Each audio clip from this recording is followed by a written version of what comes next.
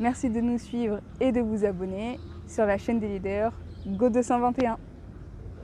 Oui, ce panel s'inscrit dans le cadre de l'Assemblée générale annuelle d'Amnesty qui a lieu chaque année et qui a rassemblé 200 délégués, dont une quarantaine de délégués venus de Gambie, parce que Amnesty Sénégal est responsable du travail d'Amnesty aussi en Gambie.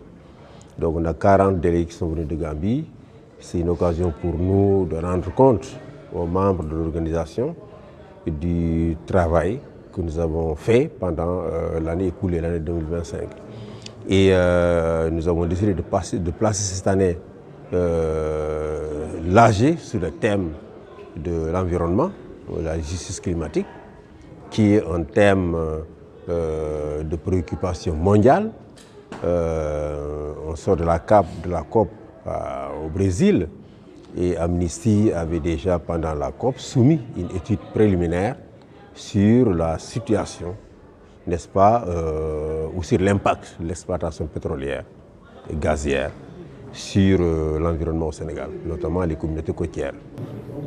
Et c'est pour cela qu'on a invité une ONG comme Greenpeace, qui est vraiment l'ONG de référence en matière d'environnement au monde, pour parler un peu de cet impact sur les communautés côtières, les pêcheurs, etc. On a aussi invité Oudi Diallo, qui est très connu à Kédougou, dans le pays, pour sa lutte contre les atteintes à l'environnement dans le cadre de l'exploitation minière à Kédougou. Vous savez, en tant qu'organisation, notre première préoccupation, c'est de donner des capacités aux communautés elles-mêmes pour qu'elles défendent leurs droits. Il ne faut jamais avoir la prétention de défendre les droits des autres. Il faut capaciter les autres, les aider à défendre leurs droits. Et c'est ce que nous faisons en rapport avec Oudi. On est rentré de Kédougou il n'y a pas longtemps. Nous avons capacité les chefs de village, les jeunes, les femmes, n'est-ce pas, sur les questions foncières, pour que désormais, plus personne ne vienne avec des délibérations et dire la terre m'appartient. Donc, c'est la même chose pour les questions d'environnement. Il faut que les communautés de pêcheurs, que les gens qui habitent sur la côte soient sensibilisés sur les dangers, c'est l'impact que peut avoir cette exploitation de ressources. Les ressources naturelles sont une bénédiction pour un pays. Ce n'est pas tous les pays du monde qui ont des ressources naturelles.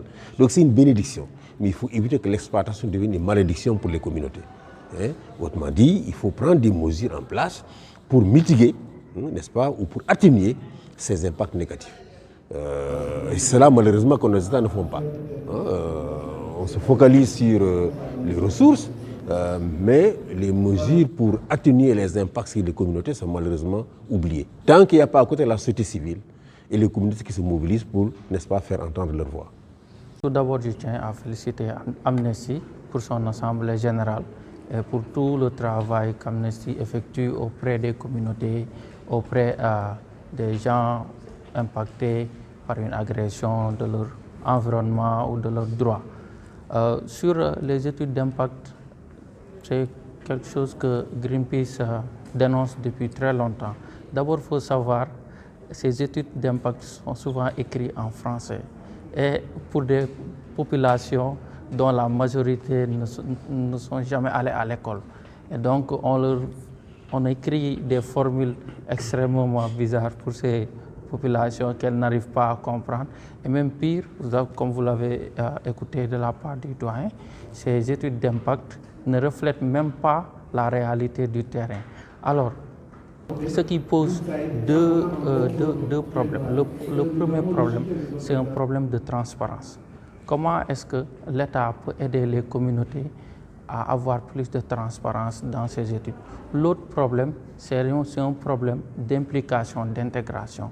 Comment intégrer les communautés qui habitent à côté de ces ressources-là à être pleinement impliqués lors des discussions, que leur avis aussi soit pleinement pris en compte. Je pense que si l'État arrive à régler ces deux problèmes, je pense qu'on aura résolu le problème sur les études d'impact environnemental. Effectivement, nous avons jugé important de parler de la situation qu'il y a eu sur la plateforme j'étais à Saint-Louis, dans ce panel-là où on parle des droits de l'homme, parce que si vous vous rappelez, en février, il y a eu une fuite de gaz au niveau du puits A02 d'une plateforme exploitée par BP. Cette fuite de gaz s'est passée deux semaines après pour que BP puisse faire une communication officielle. Et cette communication officielle, elle a été tellement méprisante envers les communautés, car BP a officiellement dit que ces fuites n'ont aucun impact sur l'environnement. Ce qu'aucune étude d'ailleurs ne prouve. Donc ce qui encore témoigne le pouvoir de ces multinationales-là et le mépris qu'elles ont envers les populations. Cette fuite, d'ailleurs, elle s'est passée pendant plus d'1 mois pour que BP revienne encore pour dire que la fuite a été colmatée. Jusque-là, ni l'État du Sénégal, ni l'État de la Mauritanie n'ont pas eu les moyens techniques pour aller vérifier si effectivement la fuite a été colmatée ou non. Savons-nous si la fuite persiste? On ne sait pas. Savons-nous s'il y a eu d'autres fuites avant celle-ci? On ne sait pas. Donc ce qui nous interpelle, nous, Greenpeace, et interpelle aussi Amnesty sur le droit des communautés à savoir ce qui se passe dans ces exploitations. Les communautés ont le droit de savoir. Dans d'autres pays, les communautés qui habitent à côté des centrales nucléaires et autres, ces communautés ont des informations chaque jour et ont aussi des formations en cas de catastrophe sur les premières mesures à prendre. Mais comme nous, les multinationales viennent ici avec un esprit impérialiste, nos communautés sont laissées à l'abandon et subissent de plein fouet les conséquences d'une gestion désastreuse. Non, moi je pense que pour la communication, il n'y a pas besoin d'experts. Le Sénégal regorge tellement d'experts en communication, que ce soit BP, que ce soit le ministère de l'Énergie, que ce soit le gouvernement. Ils ont beaucoup d'experts pour gérer leur communication. Je pense que les communautés ont le droit de savoir. Vous imaginez une fuite qui se déroule 1 mois après ou bien 20 jours après pour que l'entreprise sorte pour communiquer. Il y a eu des dommages, lesquels on ne sait pas. Quelles sont les conséquences sur les communautés? Les communautés ont utilisé cette eau. Les communautés ont utilisé les poissons issus de cette zone. Quelle est la conséquence sur leur santé? Il faudra attendre 10 ans, 15 ans, 20 ans pour après voir ces conséquences-là. Et ce temps-là, après ce temps-là, BP aura fini d'exploiter cette zone et sera déjà parti malheureusement. Oudi Diallo, je suis le président de l'association Alerte Kédougou Environnement, conseiller départemental chargé de l'environnement de Kédougou.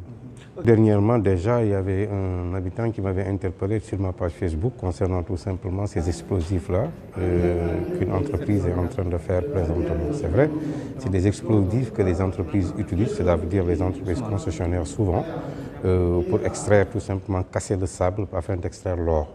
Donc c'est une chose qui tympanise, je dirais tout simplement par rapport au niveau sonore, qui pose énormément de problèmes d'abord aux populations, encore plus je dirais aux animaux qui sont là-bas, donc qui ont une capacité d'ouïe beaucoup plus vraiment fine que l'être humain d'ailleurs. Vous savez, bon, la Falémé, vous parlez, la Falémé c'est le bras de fleuve du fleuve Sénégal. Tout le monde sait qu'elle a fait l'objet justement d'énormément de pollution et d'ailleurs c'est en préservant ça, quand même en essayant de défendre cette exploitation-là qui se passe au niveau de la Falémé qui est à cheval entre le Sénégal et le Mali. Donc qui quelque part pose un sérieux problème justement par rapport tout simplement à ces deux pays. Quand ça se passe bien au Sénégal, ça risque de ne pas se passer bien au niveau du Mali. Donc du coup c'est un fleuve qui est complètement attaqué, pollué par rapport tout simplement à l'exploitation minière. Au début c'était tout simplement des semi-mécanisés utilisés par des compatriotes étrangers et ensuite il y a ce qu'on appelle des orpailleurs aujourd'hui qui viennent là-bas. Mais avec tout simplement le décret du président de la République qui est en train de demander à ce qu'on enlève la Falémé jusqu'à 500 mètres, c'est là où je dis souvent c'est une répétition. Parce qu'au niveau du code de l'environnement, souvent, Ça existe au niveau du code de l'environnement. Donc on ne peut pas exploiter à 500 mètres tout simplement du fleuve. Donc aujourd'hui, avec le décret, c'est vrai que des gens ne vont pas le faire, mais je voudrais encore une fois, c'est là où je vais attirer l'attention des autorités, l'harmonisation du code minier, du code de l'environnement et du code des collectivités locales. Ça, c'est fondamental. Quand on arrive tout simplement à harmoniser ces trois codes-là, on aurait fait encore un très grand pas par rapport tout simplement à l'exploitation minière. Je disais que leur péage, pour dire que déjà l'exploitation minière n'est pas une compétence transférée, encore une fois. Donc du coup, nous, en tant qu'association, on ne peut que sensibiliser les populations, partager avec eux sur le carnage écologique que l'orpaillage fait. C'est vrai qu'on ne peut pas interdire catégoriquement parce que l'orpaillage est une activité séculaire au niveau du Kédougou. Elle fait partie de notre culture. Donc on ne peut pas quand même aller jusqu'à mécaniser tout simplement cet orpaillage-là, ça pose problème. Aujourd'hui, quand tu prends pour l'orpaillage, pour un daman c'est le trou là où on extrait l'or, tu peux avoir 100 à 150 troncs d'arbres. Vous imaginez quand vous en avez 1000, donc vous imaginez le carnage écologique que nous avons autour justement. Maintenant, on demande quand même à notre État d'encadrer tout simplement cet orpaillage-là afin que les populations puissent y gagner, afin de ne pas quand même essayer de dégrader notre écologie, notre environnement.